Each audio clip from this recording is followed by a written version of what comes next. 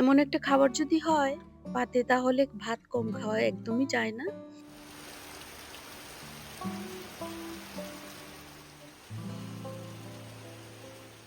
তো নমস্কার সবাইকে, আমি পূজা চলে এলাম ছোট্ট একটা মিনি ব্লগ নিয়ে।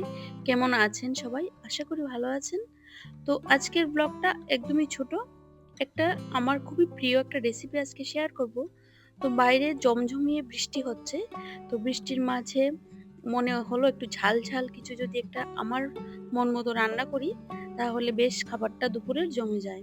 তো একটু বৃষ্টির ফিলটা নিয়ে ঠান্ডা ঠান্ডা হাওয়া দিচ্ছিল, তো আমি একটু ভিডিও করছিলাম, একটু ঠান্ডা বাতাসের ফিল নিচ্ছিলাম।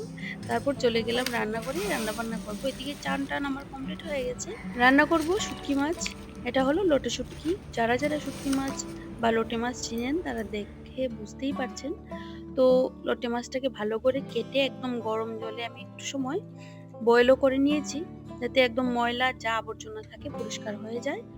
এদিকে পেঁয়াজ রসুন নিয়ে নিলাম খোসা ছাড়িয়ে, আর লাল লঙ্কা শুকনো লঙ্কা সেদ্ধ করে পেস্ট করে নিয়েছি। আর এদিকে রান্না করছি চাল কুমড় দিয়ে পাতলা করে মুসুর ডাল। তো রান্না করার জন্য শুটকিটা আমি তেলটা গরম করে বেশ অনেকগুলি পেঁয়াজ দিলাম।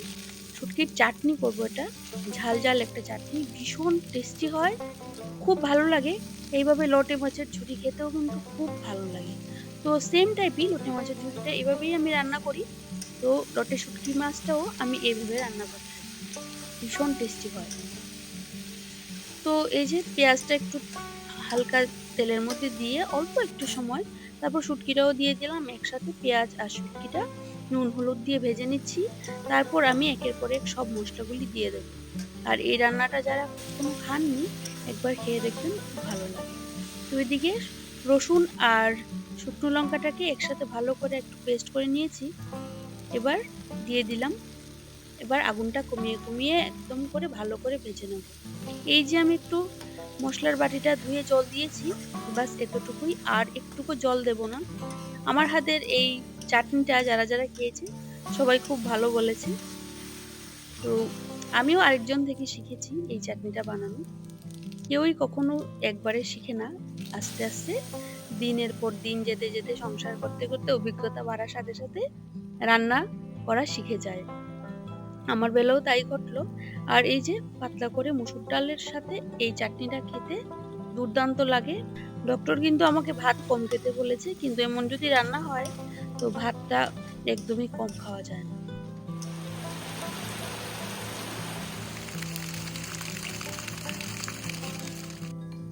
তো দেখতেই পারলেন যে বাইরে কি পর্যন্ত বৃষ্টি হচ্ছে। তো আমার রান্না বান্না প্রায় কমপ্লিট হয়ে গেছে। আজকের দুপুরের রান্না এই একটু মাছ ভাজা করব, আর চাটনি আর ডাল, এ দিয়ে আমাদের দুপুরের খাবার একদম জমজমাট। চাটনি রান্না কমপ্লিট। কেমন লাগলো চাটনিটা বলবে অবশ্যই। আর এই যে এখানে মাছ ভাজা করে নিচ্ছি আর একটু কাঁকরোল ভাজা করেছি। বাস এই হলো আমাদের দুপুরের মেনু। ডাল, মাছ ভাজা, কাঁকরোল ভাজা আর শুটকি মাছের এই চাটনিটা। এই যে আমি শুধু শুধু না এই চাটনি দিয়েই ভাত খেতে পারি, আমার এত ভালো লাগে। আর একটু স্পাইসি ঝাল ঝাল হয়, খেতে দুর্দান্ত লাগে। তো আমি এদিকে খাবারটা এনজয় করি, আপনারা গিয়ে আমার চ্যানেলটাকে সাবস্ক্রাইব করে সঙ্গে থাকবেন।